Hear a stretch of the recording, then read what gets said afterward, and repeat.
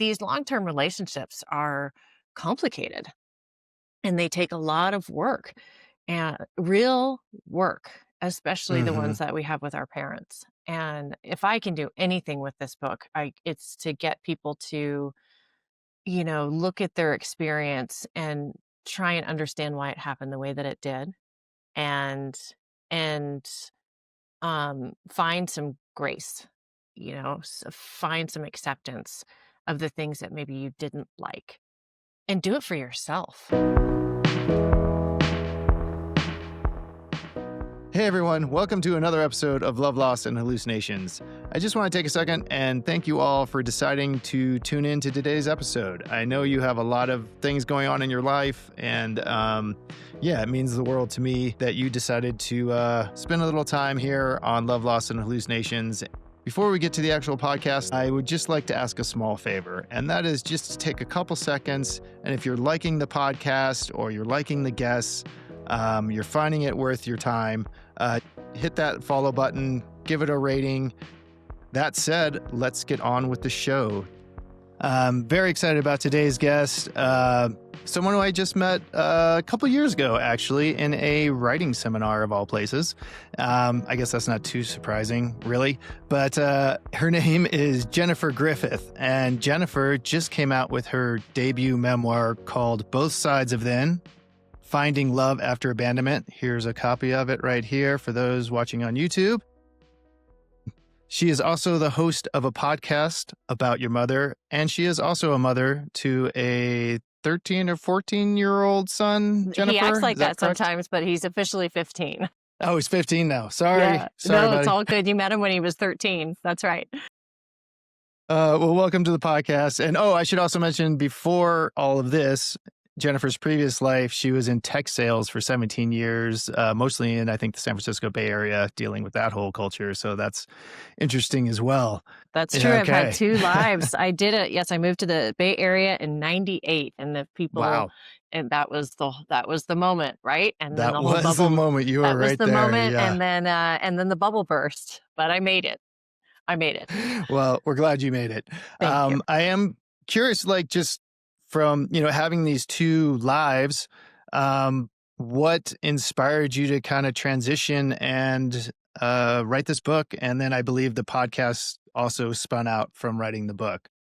It did. It's interesting. It was Tony Robbins.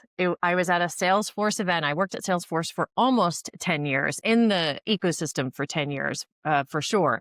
And I was at a Tony Robbins event with Salesforce, and we were in Vegas, and it was a sales kickoff. And, at first I was so skeptical. I'm like, oh my gosh, not this guy with the big head and hands. And I'm like, this is so cheesy. And then within the first 5 minutes, I was hooked. And one of the things that he has you do is talk about what are those things that you absolutely have to do in life that are connected to your values. And in the back of my head, I knew I wanted to write. I knew I did. And I just was always lingering in the back of my consciousness. And so that was the first time I wrote it down and realized that I could be in this career that I loved. I loved my tech career. I loved the people I worked with. The money was rewarding, all of it was working, but there was this deeper passion that I had to fulfill. And then when my father passed away 9 years ago, I was sitting at his feet. He chose to get heavy out of the gate, death with dignity. So we knew the day he was going to die. And in those final days, he said to me, "It went so fast." And I said, "What did, Dad?" And he said, "Life." And that was the moment where I said, I have to let the tech go, and I have to go all in the writing, because I tried to do both. And for me, it just didn't work. I admire those people that can get up at 3 a.m. and write and then go do their job. And that's just not who I am. I'm kind of a one-track mind person. And so fully focused. fully focused. And anyway, so that was the impetus. And I'm really floored that everything I learned in my tech sales career prepared me for my writing career. And I never thought the two were similar. I thought this is going to be such a, different skill set, and it is. But in sales, technology sales, it's all about curiosity and relationships and building relationships. And that's what I've had to do with my writing career as well. As you know, to get a book published, you have to build a community around you. not Hmm. only who are going to read the book, but are who are going to help you publish it, which, as you know, takes a tremendous amount of effort. Yeah, finding those P.S. champions. Finding Finding those those champions out champions. there and the community, like you said, is so critical and important. Yeah.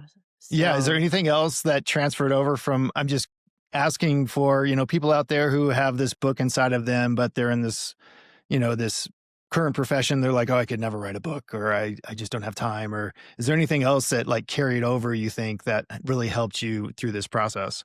for sure, I think being bold, being unafraid, selling is a big part of it. I try and get aspiring writers to get comfortable with the concept of selling. When you Mm, have a book, you are selling a yeah. lot. And so I want people to get more comfortable with that reaching out and contacting people cold. And that's something that I do with my podcast as well, is I contact people I admire and just say, I want to have you on the show. And certainly being in sales, I have, a black belt and getting no's and then also getting to yeses. And during the pitching process, which took about 2 years, to find the publisher that I worked with, there were so many no's, but I was used to that. I knew that a no was I was getting closer to the right person, and so I think that's something that I encourage people to look at as well. And I think that the third tenet I would say is you have to have a plan. So you have to have a business plan for your creative career, and that's something that carried over as well Yeah. from tech. Yeah. And I think a lot of creatives don't like to go there. They'd rather just sit in their room and create their works, whether it's writing or music or whatever. And unfortunately, that's especially in today's world, like, yeah, you have to push it, sell it, market yourself, become a brand, which I know people are cringing right now hearing that, but it is Yeah. unfortunately the case. So It is, and it's just you have to put yourself out there and know that you're gonna make mistakes and know that someone's gonna say, I got 3 glowing rejections from these top New York agents. glowing rejections. Glowing rejections, Scott, and I know you can identify with this, where they were just like, "I can't take on a memoir." Memoirs, it's very, complicated right now, and celebrity memoir kind of changed the market, and so to get those glowing no's was really, hard, right? I just knew it allowed me to believe too, getting people to respond allowed me, like in tech sales, to know that you just gotta keep trying. You just have to keep putting one foot in front of the other. Yep. And I you have to just have a one foot in front. platform, that terrible P The word, platform. It's the so true. platform. So um, true. Yeah, well, we can loop back to the ins and out and intricacies of writing and the writing Yeah. industry if we have time, but I'd really like to get into the book itself. And it's a very unique and interesting approach to the memoir genre because you're basically weaving two stories together. You have your own story that you're telling from your perspective, but then you're also telling your mother's story, but also from first person perspective, even though you're writing it. I Yes. guess get a little bit into how that came about and why you decided to take that approach. Why the heck did you do it that way? And how did that Yeah. how did that Just come make it more about? harder on yourself, Oh, I know. Oh, exactly. Well, the interesting thing was how I wrote it, is that I wrote my mother's story first in first person. And I spent years interviewing her, researching the orphanage she was raised in, researching Mm, the girls who went away, and interviewing my aunt, just extensive. I spent a long time doing that. I would say about 5 years doing that off and on. And so then I wrote her story in first person as a creative nonfiction book. And then I had my voice at the beginning and the end, introducing why I was writing my mom's story this way. Then I worked with Rachel Howard, who blurbed the book on the back, and she really transformed it. She said it's a good story. It's compelling, but I don't think people will stay with it because your mom's story is so tragic, right? She just takes one hit after another. And she said, I think it'll be hard for people to stay on that ride with her. And she said, and I wanted more of your story. And I was like, what are you talking about? I'm not the memoir. My mom that had this cinematic life, she's the memoir. And she said, no, no, I wanted to know about, and of course, it's these pitfalls, these losses that you talk about, I wanted to know about the divorce and how you overcame an eating disorder and all these things. And I really had to sit with that for a while and ask myself, am I really the story as well? And so I just tried it. And then I wrote my memoir and then I threaded the two together. And that's when I had the aha moment and the podcast idea came up. Because what I realized is that I was doing something that was very universal, that I was finding my identity through my mother's story. And Mm, that if you want to get to know somebody, ask them about their mother. And the same thing can be true for yourself. If you really want to self-reflect, go back and reflect on who your parents were. And as you know, you've done this work as well, yes. and how their own stories shape your identity.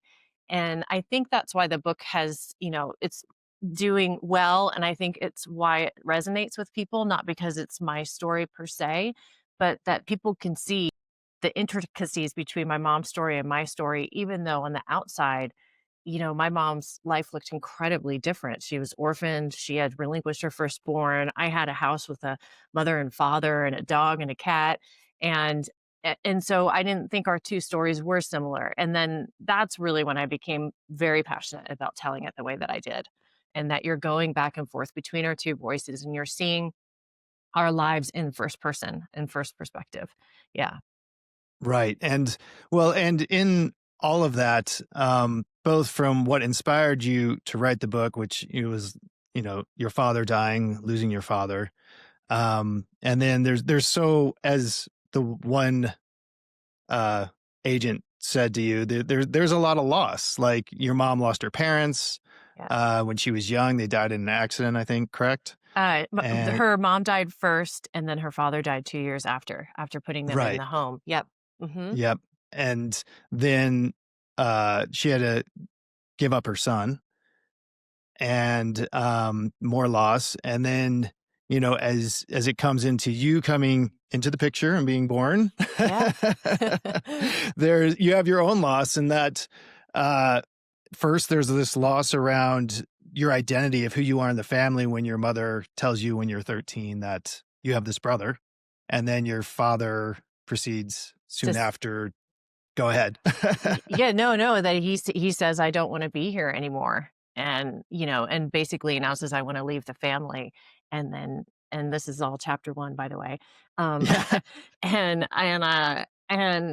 he doesn't go, and he doesn't leave, and we don't talk about it. Yeah, so that was really the impetus for trying to put these pieces together. So looking at all of this loss coming into you as a teenager, really, like how did it affect you then before you really could understand everything that was going on? Boy. Yeah, it really just knocked my foundation out from under Uh, me. As a teenager, it's hard enough, right? We're talking about Drake. That is, how quickly those teen years go. And here I was, his age. This is really interesting. The book came out when he was the age I was when this all went down. And it was really interesting. And I didn't even really do that math until it came out. And I looked at him and thought, oh my gosh, no, you can't read the book yet. And and I was your age, you're still so young. And so I just was very rattled by both of my parents losing their identity and then mhm. as who they were to me. And they, of course, were no longer the heroes. They were people to be questioned and they had stories and then They we fell didn't off their pedestals. they fell off their pedestals and then we Yeah. didn't talk about it. And as you know, silence and really is like it's a home for shame. And so I think that's what we ended up starting to do in our own little pain corners in that house was um is to sit in our silence and to start to feel shame about how we were feeling. And my mom, my dad, and myself. And so as a teenager, that can be pretty dangerous, right? That Right. that leads to, especially for a girl, right? That leads to a lot of self-doubt and bad relationships, and that's why I love that you're doing this podcast because for me growing up, love and loss were intertwined Mm, because of my mom's story and because she experienced so much loss and it was always connected to a deep love, right? With of her parents, of her firstborn, and then of course my dad. right? And so it is something that we all experience. And I think one of the things I wanted to do with my book is to make messy love okay. I love my parents. I loved my parents, but I had some real issues with how I was raised and what I had to go through, but I still loved them. And I think in Right. some ways I could honor them and their complexities in writing the book. Yeah, well, and honoring them in that way and learning more about them and their stories, how did that transform you? I think I've heard you say that trauma can be about transformation, but to do that you have to face the trauma. So, and I would guess, correct me if I'm wrong, but writing this book certainly helped to face a lot of that trauma, and I'm just curious how that transformed you in the process. It did. That's why I put acceptance, is a word I use a lot. In zipping myself into my mom's skin and writing her story and reliving it as Mhm. the young girl, I started to feel a whole lot of forgiveness and acceptance for the ways that she did not show up for me because I Mm. understood it. And I had a tremendous amount of empathy for her, which, by the way, is a great word. And I ended up having a lot of understanding and empathy for both of them, and especially my father, who had his first child at 19 years old and worked himself to death from 19 on and was a warrior and I had, when I looked back at his life at the end and I got that really special time with him, I became more at peace with myself. And I Mm. realized this mess that I was given in some ways has really made me strong and made me who I am and made me determined enough to go out there and put this stuff, as I call it, in the street. And then as you do this kind of work like you're doing now with the podcast and your book that will be coming out, and I'm so going to be so happy when it does, because we're the storytellers, right? We're the ones who put it out there, and then the people will come and share their story. And not everybody wants to write a memoir, and not everybody wants to go on a podcast and be vulnerable consistently and all the time. But we do that not for ourselves, because your story isn't about you. And that's the cool thing. You can write through all the trauma and then here you have this book, and it is somewhat transformed because it becomes bigger than itself, which I just think is the coolest thing ever. It's just amazing how, I've certainly shared some of my story verbally with other people and how much it resonates on levels you just don't realize, right? And Mm-mm. it's just all about the human condition, which comes down to love and loss, life and death. And it's such a valuable exercise, Yeah. not just for you, but for your community, but for those in your life. And I'm now thinking, I'm just wondering, like, how was it talking to your mom about all this? Because, I mean, is she one who wants to share her story, or that you had to kind of like gently weave into that place? Yes, that is a yes and a no. She likes to talk about she's very guarded, obviously, um, and very, I would say detached is the best word to describe her, from her emotions, right? Because imagine going there and digging into all those things that she chose not to dig into, but I did for her. Yeah. Um, oops. But she's really funny. If you give her a glass of wine or you get her in a car ride, she starts singing and she just will go on Mm. and on and on and on and on. And so that's really where I got a lot of those and a lot of the vignettes of her life. So the book is what happened to my mom, not exactly how. And I'm very clear about that in the beginning. And I think that's true with any storytelling. I don't know if you listened to Rich Roll and James Fry, which was such a great podcast recently. I've This, been meaning to listen to that. I have oh, not gotten to it it is yet. so good. Shout out to both of And for them. those who don't know, James Fry was an author who got basically canceled for very creative fictioning writing about his addiction and Yes. recovery from it. Yes, and I loved A Million Little Pieces, and I still Yeah, do, amazing book, and I think regardless. he has a great talk on how memoir has evolved, and so one thing that I believe is that you cannot be truly accurate when writing somebody's story, even your own, because memory is so fickle, and you do your Mm-hmm. best to remember. And so my mom gave me as much as she could. Mm. And the interesting thing, Scott, and people ask me this, is what does your mom think about the book? And um, and I thought she was going to be upset with me having creative liberties with her story. You know, here she was, the one who experienced it, and I'm putting it together based on the stories she told me and the woman that ran the orphanage and all those sorts of things. And in fact, she was upset about my take on my life. Oh, how so?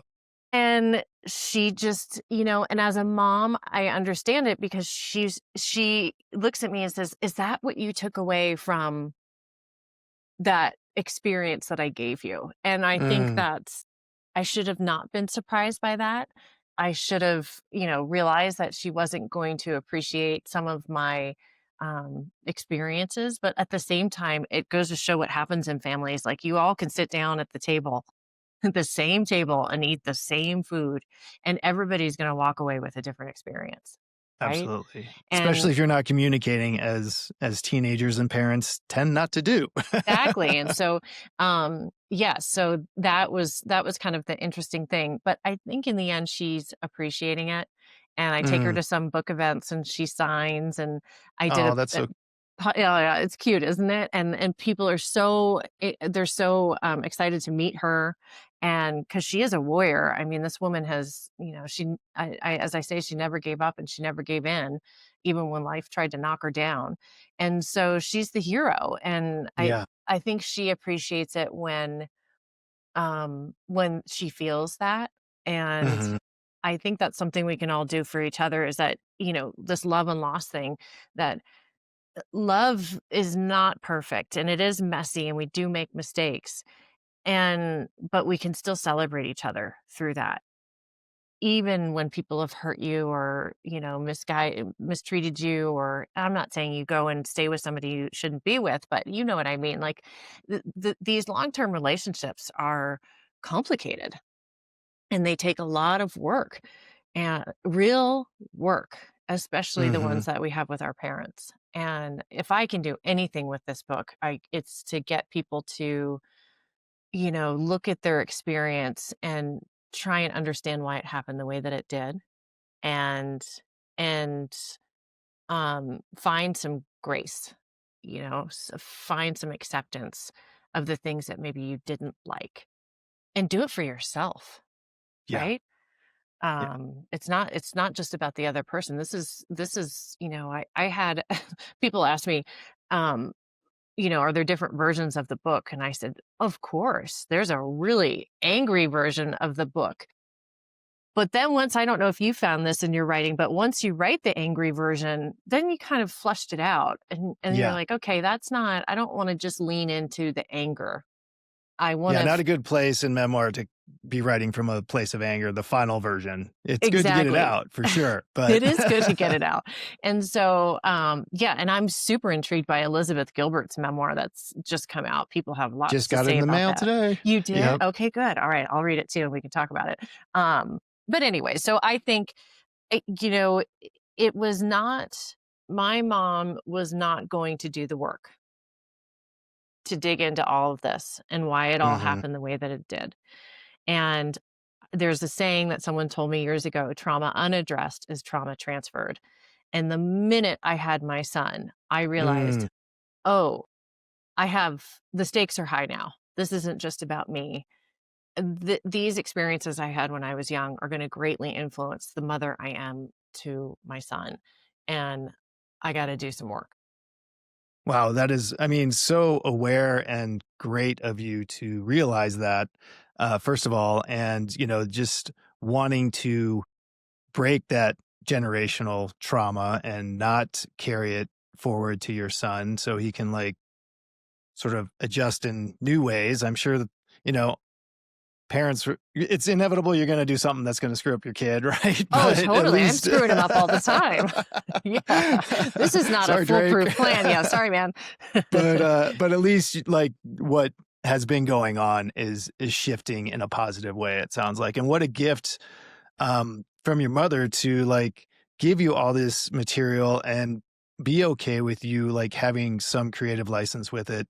And you sort of alluded to this earlier. I'm just wondering what other gifts you're seeing from it now on the other side of having written it and published it, and whether that's shifting the relationship with your mom and your family or those around you, or your son. Hmm. The best moment was when it came out and Drake and I were just riding down the street and he said, "Mom, I'm so proud of you." Mm, He's like, "You worked on that for a long time." And I said, "I did." And I think that's the greatest thing is that he saw me leave a career, struggle, and, really work hard to, have the thing that you can hold in your hands. And so that was a great one. My mom and I had really, really difficult conversations right after it came out. Really difficult, where my husband walked in, he goes, "I think I might need to moderate," you know? And gosh. but, look, that's family. And I think also too, another win was my sisters, getting to see my side of the family because we were a blended family. And, I think them having a better understanding of who I was when I was young and why I was that way, that was Yeah. pretty cool. And how important they were in my life. And yeah, so I think that all good things, Yeah. but it can be difficult. Yeah. Yeah. They Vulnerability and that authenticity can be difficult. Right? Yeah, and, Yeah. but I think the cool thing that happens now is I get emails from people who relinquished kids or were relinquished. I get a lot of emails from people who were impacted by the decades before Roe, known as the secret history of adoption. I hear from a lot of those people. I love having that conversation, and I love giving voice to those women that were shamed into silence, like my mom. She Mm, was an anomaly that she went and found her son at 18. There's so many women who just buried it for 50 years. And then, 23andMe comes up and, their child finds them a surprise. Yeah. surprise. And Yeah. I know a family where the couple had been married 52 years and she never even told her husband that she had Oh, relinquished. And so again, because of shame and, because of ah, shame. So getting to that theme of, I saw the shame in my family and what it did to all of us and how silence is, that's like the petri dish for shame. And in some ways you just got to take a hammer to it and just open the cabinets and say, we're just going to put it all out there. Right. yeah. Well, and given that around the silence, how does that affect your relationship with Drake, your son? Oh, um, it's, I'm very communicative about, and Maybe he's like, "Too much, mom." he's But like, "Okay, mom, that's enough." But yes, I always want him to feel like he can tell me anything. And that Mm, was really important to me. And I think he does for the most part. He's very mhm, talkative. But yeah. So for me, I want him to know that he can come to me with anything, honestly, and I'll be there. Hmm. Yeah. mm, that's beautiful. Thank you. Well, and I know you've mentioned that you wrote this book as a love letter to your mom. So Yeah. again, on the other side of loss is all this love. And I just wanted to loop around to the title of the book Hmm. because being as someone in the music industry, it adds extra um, intrigue to me, or interest, I guess. Yeah. So yeah, the title "Both Sides of Then," which sounds very similar to another song title, but I'll let you get into that. Oh, yes. Oh, you and Tiffany have a role to play here in this story, which is super cool. And in fact, when I met, you were one of the first people I met when I moved to Jackson, because then I went to the conference and we sat next to each other. And I think Tiffany was Just on one of those stage. random things where we happen to sit next to each other. Yeah, It Tiffany was totally on ran in. stage. Yeah. Yeah. And Yep. we have the kind of dual life, the California, Wyoming life. And anyway, so it's been such a treat to get to know you guys. So I listen to write my mom's, I think every writer has songs. Do you have songs that you listen Oh to yeah. get you in this Yeah. space? Okay, so Yeah. when I was writing my mom's story, I listened to Both Sides Now by Joni Mitchell. over and over again. And I fell in love with that song after seeing Love Actually. And everybody knows the scene. Emma Thompson, when she's in the room and she plays the song and she realizes her husband's deceived her. And when I saw that in the movie theater in 2003, I cried for hours afterwards because in Mm, many ways it reminded me of my mom and her heartbreak in the marriage that, was over but she was still playing through it. And so I would listen to that song over and over and over again because the lyrics, they just Joni's haunting voice and what she's saying and that, in everything like you are with your podcast, there's two sides to it, there's it's an illusion in some ways and I think that song captures how delicate and fragile love is and life is. And so anyways, I I was determined to have that song be the inspiration for the title. And I said both sides of then, and I had a couple people tell me you have to change the title. So I'm not going to change the title. why did they Debbie. want you to change the title? Well, they're like, oh, it's a little bit of a mouthful. I'm not sure if it's the right thing. And I said, no, but it's both sides of then. It's our sides of the story. It's then, it's not now. It's me reflecting. So I kept it. And then I submitted my book and I had told my sister Linda all about this. And I had just submitted my book for the final time. And she texted me and she said, you must know about Joni. And I said, what do you mean about Joni? My Mhm. song?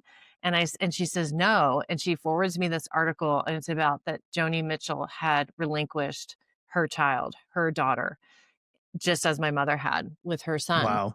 Yeah, I'm just getting chills. I know, right? And Wow. Scott, I had no idea. And then it just like it made so much sense. And then I looked up the timing of everything. The song is not specifically about that. She did write a song that was about the relinquishment, but she wrote that both sides now shortly after, within 2 years of relinquishing her daughter. And then it just made sense to me. I'm like, you can't sing that song. You can't sing that song, you can't write those lyrics if you haven't felt that pain that my mom felt. And so then I told you and Tiffany about this. And Tiffany, being the dynamo she is, says, I know Joni's That she caretaker. is.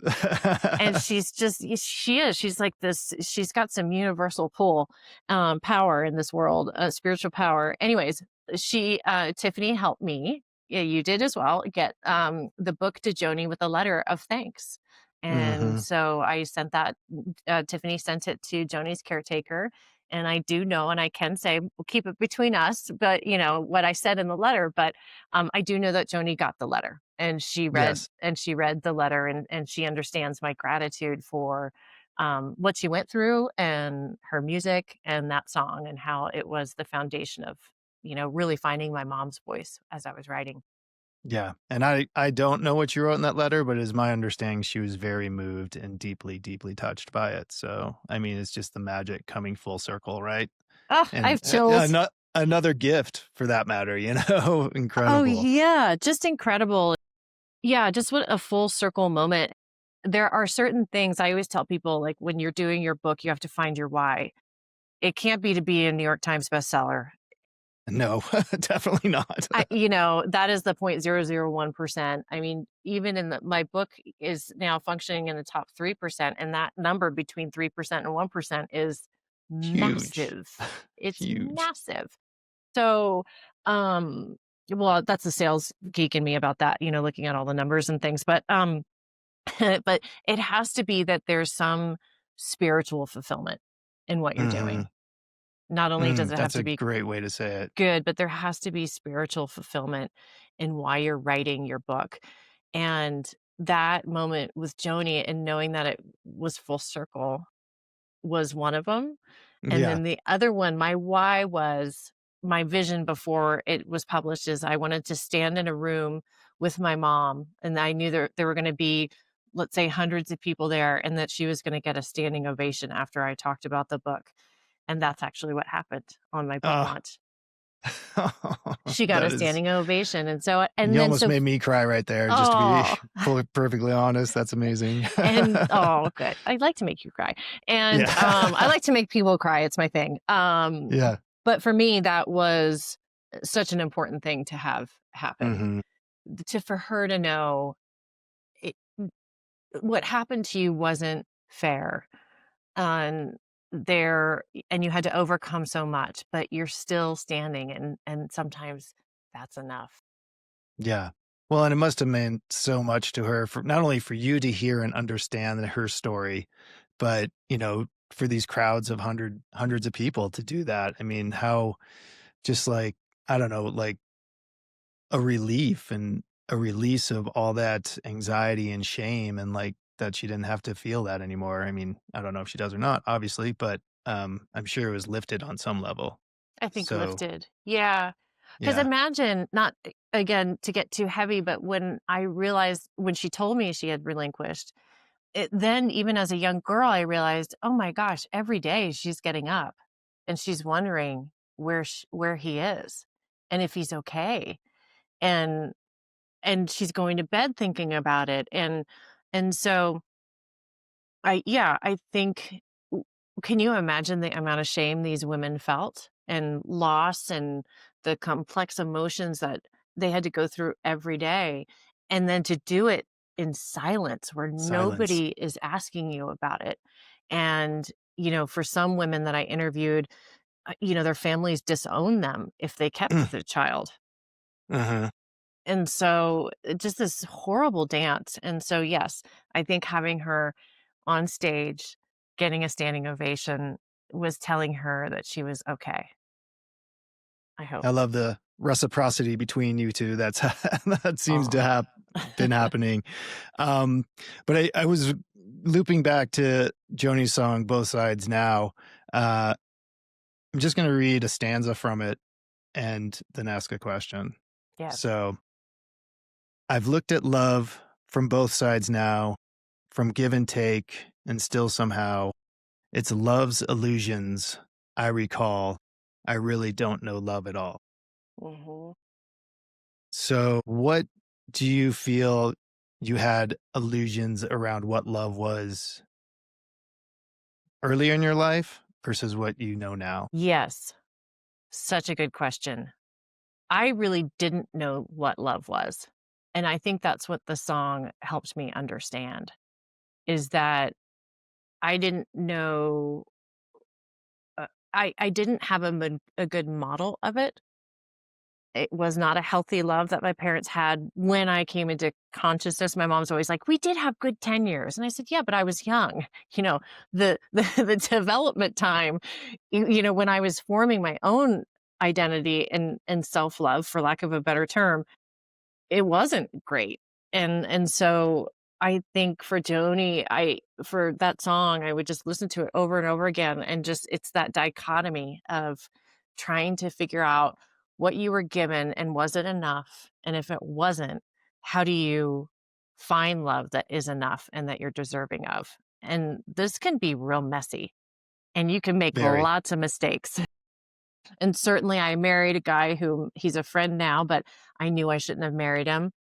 Your first marriage. My first marriage, I knew that wasn't the right relationship for me, um, but I still went through it anyways because I think there was a part of me that still had to learn that I could put a stake in the ground and say, "No, this is what I want, and I'm not gonna settle until I get it." Mm. So Sticking up that's for my yourself, boundaries, yes. So I think speaking to self-love, yeah. yeah, so I think it was an illusion for a really long time of what is a healthy relationship, and that was a struggle for me. And I think that's what Joni captures really well is that you can feel it, and then it kind of like becomes hard to, like it's like sand. It goes through your fingers, and you're just constantly trying to um, find ways of filling your soul in a way with people and things and activities that make you feel whole. And what is that through the years? What have those activities been for you? How have you been able to make yourself feel whole? Yeah, definitely running. That was, I was never a triathlete like you were, but running and doing marathons and I write about it in there that running definitely saved my life in a way. Mm. And When did you start running? I started running in my 20s. Oh, Yeah. okay. Yeah. Yeah. Yeah. I mean, I would do it a little bit here and there. And then when I moved to San Francisco, that's when I really started running, because Got it's just got serious. this, yeah, I got serious about it. Yeah. And that was a really important thing for me to do. Then music, music. I mean, growing up in Seattle in the 90s, right? Oh, yeah. Music, that's a way to fill your soul and to, you know, listen to words that mean something. You're like, yeah, that means you too. Well, I would listen to, Joshua Tree and Red Hill Mining Mm. Town and, you know, Back to stories that resonate and how it, back to stories that resonate, and then you're seeing people do that work. So then the ultimate prize for me was writing. mm, That's that the ultimate really, prize. Hmm. mm, mm, beautiful. Thank you. I mean, for you Yeah. too, right? I mean, that's been your experience as well. Very much so. I mean, I think to be honest, I was, when I was a triathlete, I certainly enjoyed it and I'm grateful for it. But I've also since realized I went to the extreme that it was actually me escaping pain and feeling through it and Yeah. going that hard. So it took some other, soul searching to figure that out and kind of move on from it. And, this again. And I'm like, well, never say never, but probably never. Yeah. Like, think I It sounds worked really out. hard, Scott. I got to be It honest.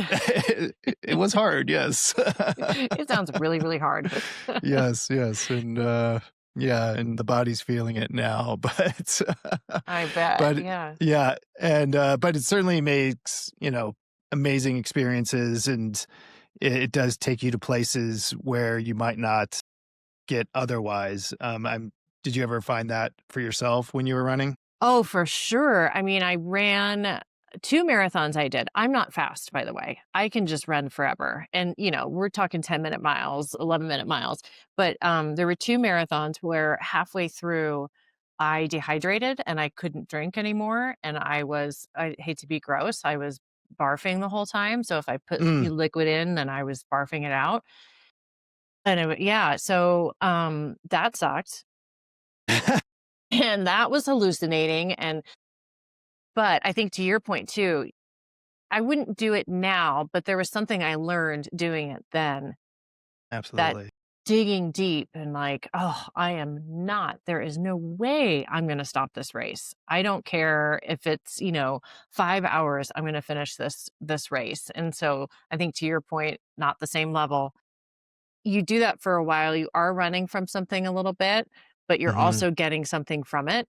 Absolutely. That you needed. This "Look how strong I am and determined," I think is something that I walked away with for sure.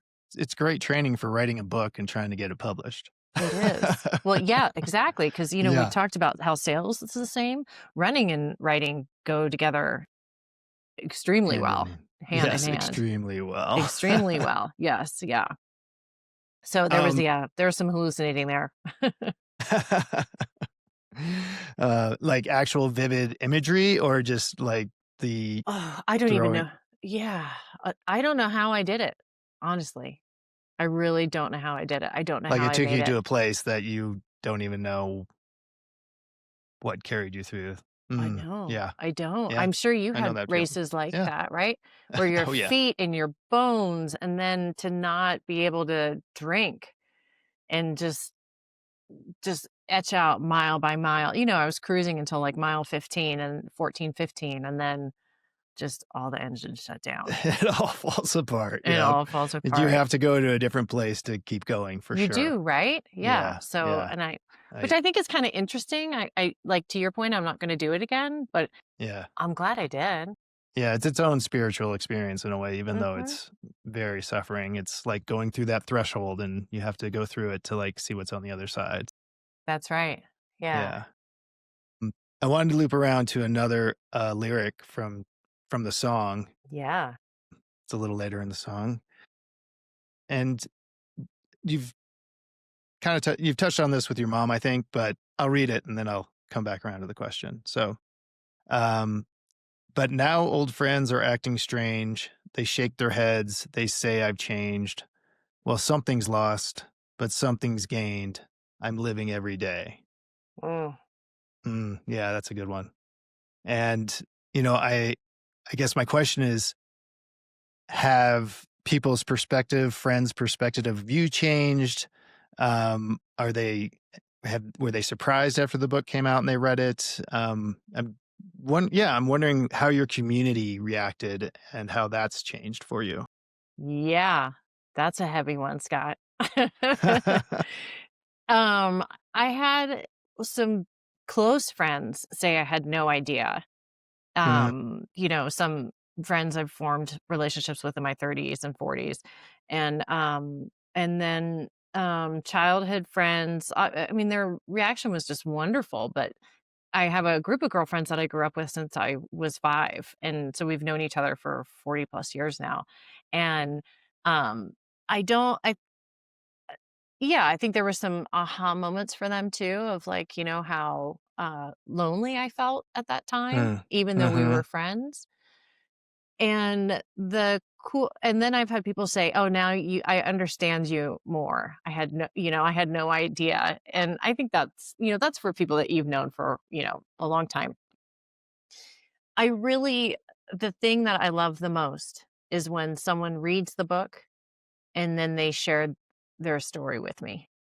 mm, mhm, And maybe that sounds a little cliche, but it's they read the book and then they are compelled to tell me or share something about their experience. And mhm. and that for me is that's why you do it, right? And so while these people who maybe didn't know me well have read it, they feel like they intimately know me, so then they share their own secrets and their own challenges and maybe dynamics with their mom, and I think that's just the coolest thing ever. And Yeah, well, and I do so that think go ahead. No, no, no, go ahead. No, I was just gonna add that, like, yeah, and that what another wonderful gift that this has allowed you to give the greater world, and that it sounds like these people, having read your story, feel like you now offer a safe space where they can, you know, finally express perhaps something they haven't told anybody else or told very few people. And I mean, that is, I mean, again, I'm getting chills just talking about how beautiful that is to be able to give that to someone and be that for someone. So, Yeah, because I didn't have it myself. And hmm so when you read that line and you said, "Friends tell me that I have changed," hmm I have every time I listen to that or hear it, I do have like a visceral reaction because I don't think you can do this work and not change in your friend's eyes. hmm It's whether they absolutely. like it or not is really on them. But as a writer, that becomes hard because you do kind of internalize it and take it personally. But yeah, you changed. You Can I curse on here? I mean, Yes. you put your shit in the street and Yeah. you wrote things for other people to consume that maybe your friends who've known you for a long time didn't know, because it's just not how we're wired to put these things out there all the time. And that's what memoir, I think that's why people love memoir so much, is because that's the work someone like yourself is doing and putting out in the world. And a lot of those stories, a lot people who know you intimately might not know. And so Yeah. yes, that is the Joni nailed it. Friends have told me I have changed. And I'm sure she felt that when she was a musician and her career was taking off. Yeah, you're changing for sure. Yeah. Yeah. And it's Yeah. just what People are definitely gonna learn things about me that, well, I mean, a lot of people know lots of parts of that story, but yeah, there's gonna be others for sure. Um, exactly. and I do wanna just you mentioned, like, you were talking about providing the safe space for others, and you mentioned that, you know, you weren't able to do that you didn't have that when you were younger, and Mhm. now you're able to do that, and it's a wonderful uh, turnaround. And I think that it just reminds me of, I think it was the Michael Mead, who's kind of very into mythology and that sort of thing, or it might have been Joseph Campbell, who was said something to the effect of, you know, your greatest gifts lie in your deepest wounds. Yeah. Yeah. Oh, So 1,000%. I actually now love my pain, even though I didn't love it then. Mm, It emboldened me. It was something that I didn't hide from, even though I did for a long time. But when you do this work, as you know, you can't hide from it anymore. And that was what one editor told me. She read the second version of it once I threaded the two stories together. Betsy Rappaport, she's incredible. And she goes, "Yeah, you're not going there yet. You need to keep going. You need to keep digging." mm, And then that really helped the book change, because I was for a while glossing over my story, just like peanut buttering it, saying, "Yeah, that's enough." yes. And she said, "No, no, no, no." So, it's real work. It's not easy, but I do, my scars, I'm proud of my scars, of something I learned from a friend, your breakdowns or your breakthroughs. I certainly don't want it all the time, but I'm not as embarrassed by it as I used to be, right? Yeah. Yeah, I think as you kinda get older, you start to come to the acceptance that, yeah, as you've said earlier, life is messy, we all make mistakes, Yeah. and it is, like, kind of trying to face them and work through them even though, like, the ego part of us wants nothing to do with that. Nothing. Right. Yeah. But yeah, to lean into whatever those triggers and traumas and pains are in your life, and to cross those thresholds is where you're going to find deeper beauty, I think. Mhm. And that's, a lot of what you're doing on this podcast, right? And why people are Mm. looking for those experiences, because they do want to break through something that they're carrying, that you don't do it every day. You don't want to sit there and like Yeah, no. put salt on the wound every day. But I think it's an important Uh, thing. And I love that society is doing this more now, that we are going back and, you know, flushing this stuff out, mhm. flushing out the wounds. And because I certainly saw what it did to my mom not doing that, and how she will forever be um, detached from life in some ways, because she does not want to revisit that pain. And Yeah. she'll always say to me, she puts her hand up and she'll say, "Not now. No." Right? This is my boundary, not Yep. now. Not now. And not now. Mm-mm. And then, and for her, she sometimes she was like, "I just put one foot in front of the other." And that's enough. Right? For a lot of us, that's enough. Yeah. Well, and along those lines, from your own experience, whether it is like talking to your mother and trying to get, additional information or stories about her story, or it's about, leaning into your own pain and trauma and mistakes. Like, do you have any tips or guidance for people who are like, oh, I know I need to do this, but I just can't bring myself to do it? Just do it small, you know? Just do one question. This is something I learned in a writing group from the fabulous Julie Barton. And this is the best journal prompt. What I don't want to write about is, Oh, that's rich. and talk about just like a little flush, and that'll just flush. And you don't have to do that, for weeks or months on end, but even just giving yourself that grace every once in a while to put it on the page, or, just to write that out for a couple minutes, then you're Hmm. lighter.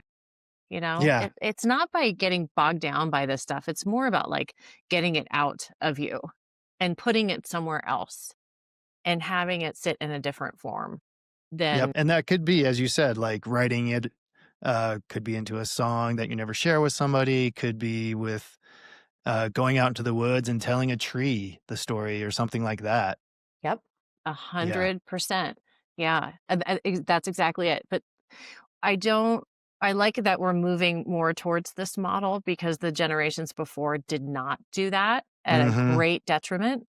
And yeah, so I like that this is becoming part of our culture, that, that it's more accepting to just say, "Yeah, I got to get this out. Yep. I didn't Yeah. like this," and then just move on from it versus having it hold you back, right?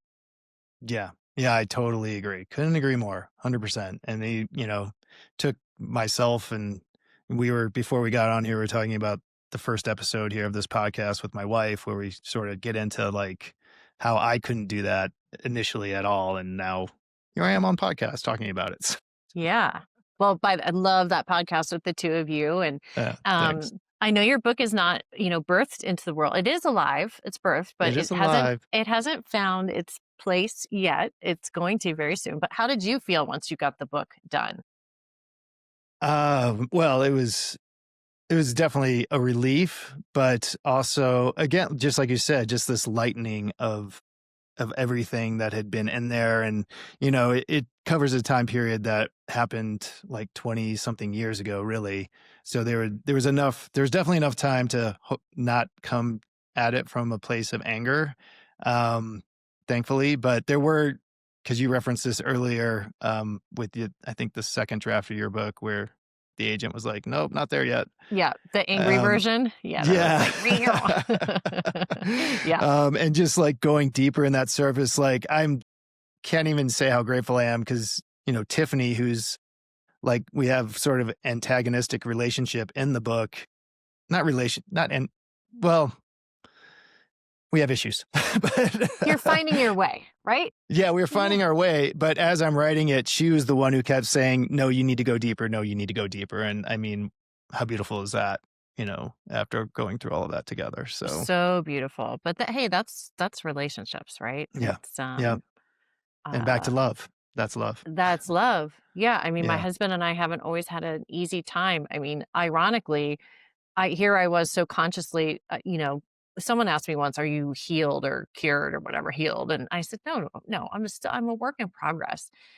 Um, and my marriage, I ended up marrying someone who was very much like my dad, who had two kids from a previous marriage. And here I go recreating what I knew in some ways. So am I healed or cured? No, and we've had some challenging times with that. I mean, talk about challenging, Mhm. helping raise somebody else's kids is not easy work. Um, but that's relationships. And That that's is to your relationships. point, it's not to find each other through those messy middles is then you're stronger on the other side. Ways. Yep. And Yep. and so this work of like revisiting, what you don't want to write about or, going back and asking your parents tough questions or trying to find out answers that you wish you knew answers to, that this is really about lift. It's not about weighing yourself down. It's about lifting yourself up. And I think that Yes. sometimes that message is lost, right? Yes. It's like we said before, a fleshing out, but it's really lifting you to another place of understanding. And as we know, it takes work. It does take work. But I do love that it's about lifting yourself up and that inevitably ripples out to those around you, Yes. without a doubt.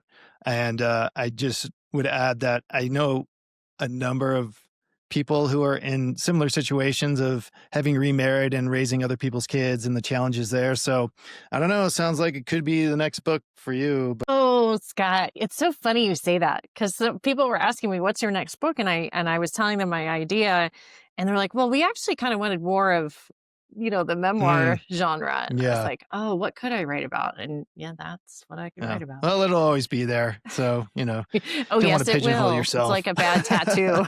Yeah. It doesn't go anywhere. Yeah. Yeah. Well, as we're winding down here, just I think why don't you tell people where they can find you? And I would just reiterate, Christmas is coming up, and both sides of then would make a great book for the parents or daughters or sons in your life, and just as far as like sharing your stories with each other within your family is such a valuable and uh not done enough practice. Um, so I encourage everyone to get the book as gifts. Thank you. And in the meantime, where can everyone find you, Jennifer? Yes. By Jennifer Griffith, BY Jennifer Griffith. That's my website, my social handles. There is another Jennifer Griffith author out there. So she's very prolific and does a good job. So I had to pick by Jennifer Griffith. So that's me. One thing on this is on my website, I do actually have reflection questions for people who read the book. And these are questions that I asked myself. I asked my mom as I was going throughout the process, and that's actually been a really big hit for people. I love that. I've gone to events and spoken and handed them out. And a recent anecdote is a woman was going to go interview her mother. She's like, I don't know any of this about my mom, and her mom's, facing towards the end of her life. And so I think it's just a fun exercise to do. If you've lost your parents, you can do it with your siblings or with other Yes. relatives. Just getting more curious about the people that you assume you know well, right? I love the key word there is assume. Exactly. Yeah. And then my podcast is about your mother, where your story begins, and obviously born from my writing process. Wonderful. Well, thank you for your time, Jennifer, and thank you for your story and your mom's story. It's such a beautiful gift. And yeah, good luck with your next project, We'll whatever that see. may be. Yeah. Well, thank you. I'm so glad you're doing the podcast. Thank you for having me. And I cannot wait for your book to be the one on the table. All right. Well, then we can do this in reverse. We are going to do it reverse 100%. I know. I'm just waiting. So Perfect. Yeah. it's not a fast It'll happen. endeavor. It will Yeah. happen. It's not a One fast way or the endeavor. other. Yes. All right. All Awesome. right. Well, thanks, Thanks Scott. again, Jennifer. All right. Cheers.